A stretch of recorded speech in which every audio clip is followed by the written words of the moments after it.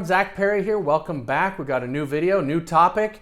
We're going to talk today about life insurance. I talk a lot about life insurance. As a tax attorney, I realized early on that I can't really provide the greatest tax advice if I'm not integrating life insurance that has cash value because of the huge tax advantages of that. Well, a lot of people, when I'm talking to them, I mean, first off, this seems like kind of a outside the box thinking, and to people who aren't familiar with it, maybe it is, although it's been around since before the Civil War.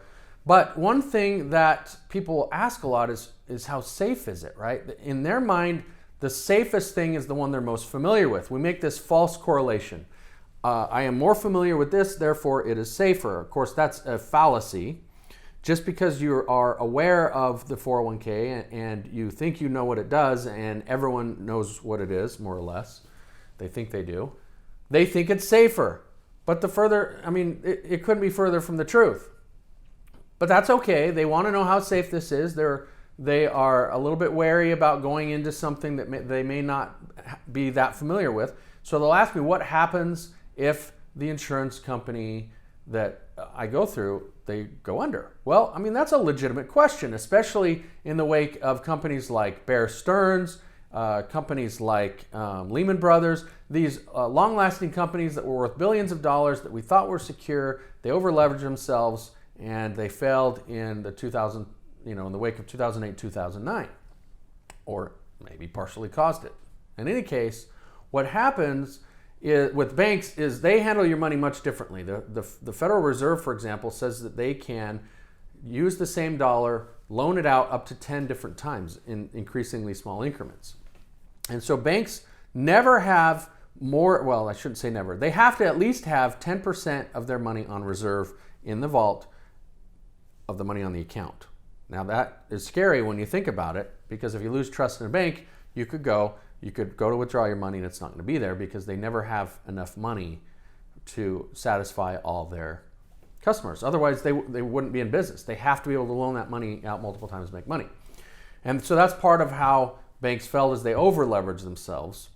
Well, insurance companies, they don't do that. For one thing, they only they're using your money, but they're not using it 10 times, okay?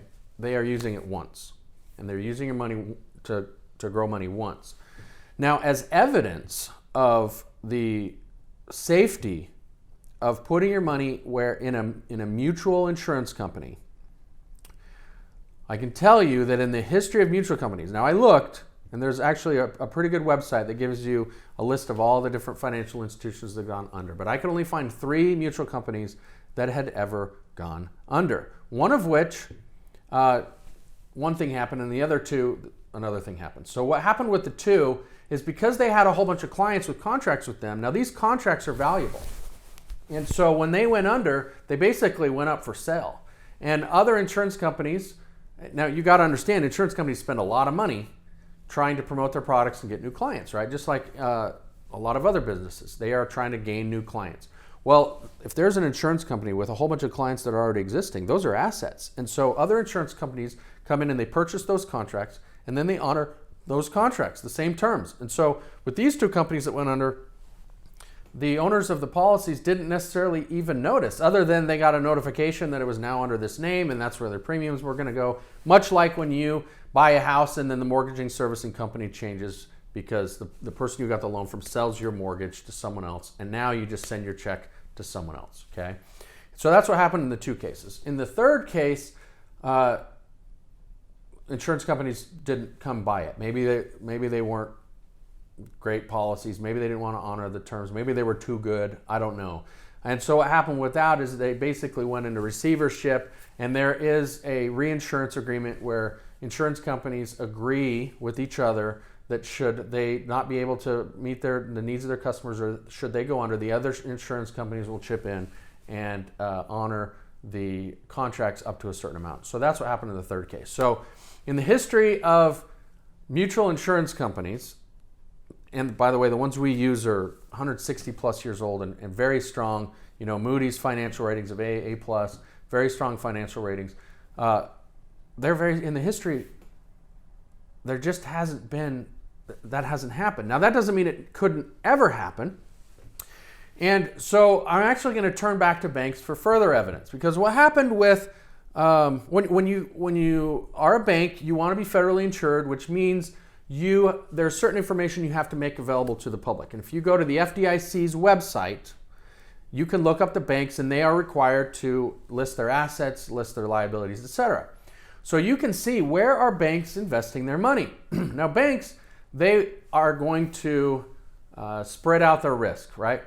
They are investing in higher risk things. If you want a loan for your restaurant, that's higher risk, and banks are willing to do that, and they mitigate that risk through certain avenues, but they're going to charge higher interest rates because there's higher risk. But they're also going to invest in low risk things, okay?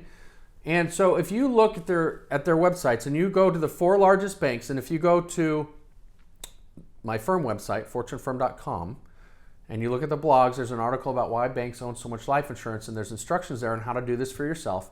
But the 4 largest banks, and this isn't necessarily in order, Chase, Citibank, Bank of America, and Wells Fargo. If you go look those 4 largest banks up on the FDIC's website, you'll see how much money they have in life insurance.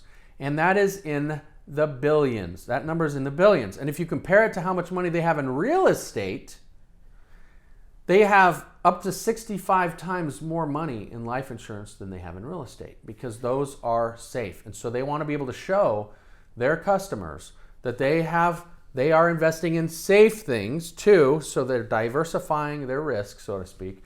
Anyway, so banks have billions of dollars invested in life insurance because it is so safe. So if you're wondering, is life insurance safe?